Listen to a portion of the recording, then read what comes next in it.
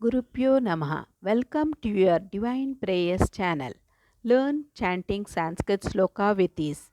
The link for the previous parts is given in the description box.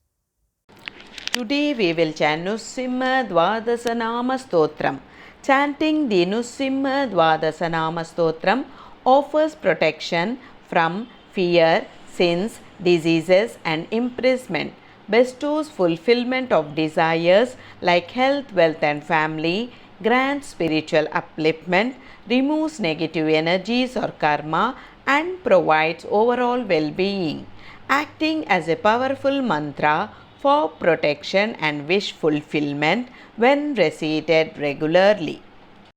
Dvadasaitani namani Nussimhasya Mahatmanah Mantrarajeti Vikhyatam Sarvapapa Vinasanam. Dvadasaitani namani Nussimhasya Mahatmanah Mantrarajeti Vikhyatam Sarvapapa Vinasanam.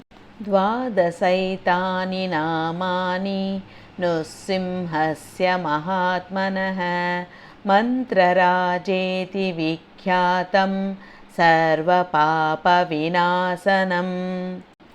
Shayapasmara Kushta Ditapajvara Nivaranam Rajadvare Mahaghore Sangrame Cha Jalantare.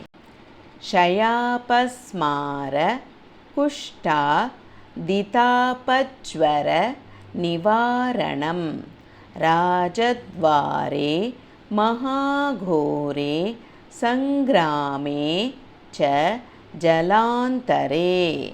Shayapasmara Kushta Ditapajvara Nivaranam Rajadvare Mahaghore Sangrame Cha Jalantare.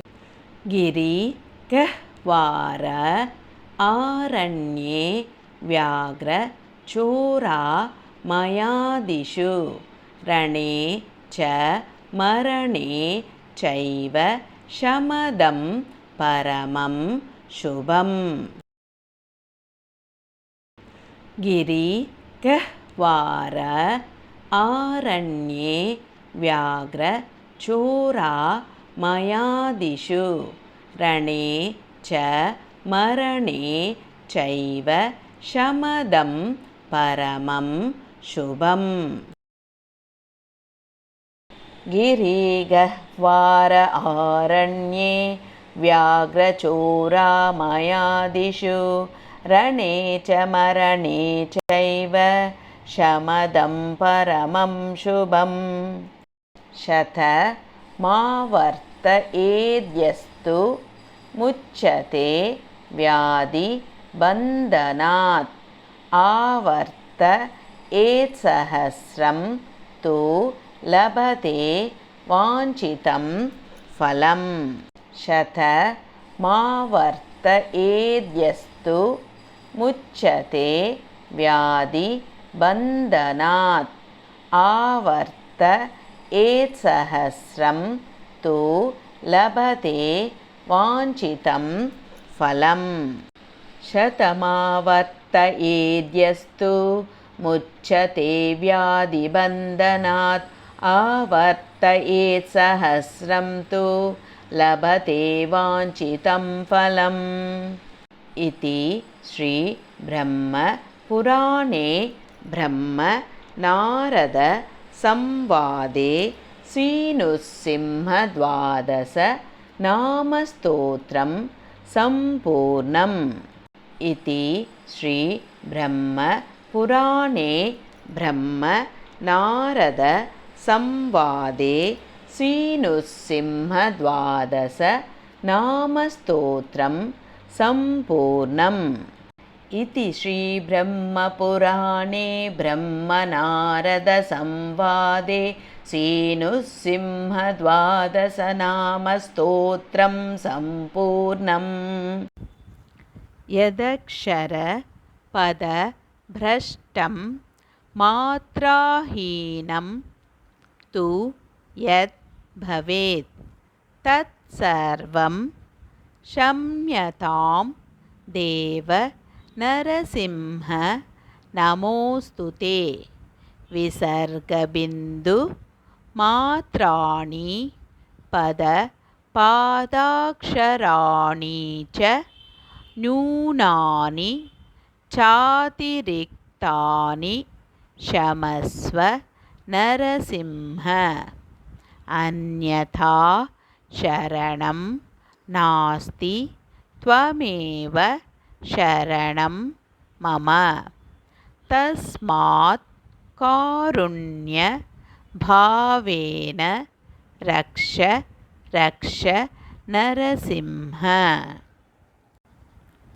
यदक्षरपदभ्रष्टं मात्राहीनं तु यद्भवेत् तत्सर्वं क्षम्यतां देव नरसिंह नमोऽस्तु ते। विसर्गबिन्दुमात्राणि पदपादाक्षराणि च न्यूनानि चातिरिक्तानि क्षमस्व Narasimha.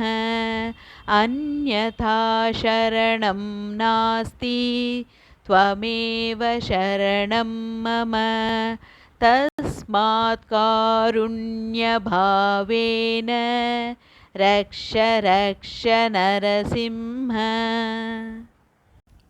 Let's chant together Hare Krishna Mahamantra 3 times for the welfare of all living beings. Hare Krishna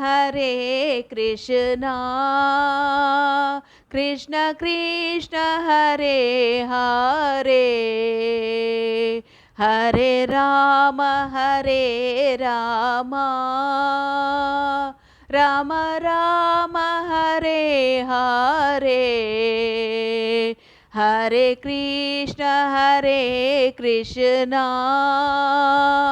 Krishna Krishna Hare Hare, Hare Rama Rama Rama Hare Hare, Hare Krishna Krishna Krishna Hare Hare, Hare Rama Rama Rama Hare Hare. Hope you could follow along with me in chanting this sloka. More in queue. If you enjoyed this video, please like, share and click on the bell icon to subscribe and show your support.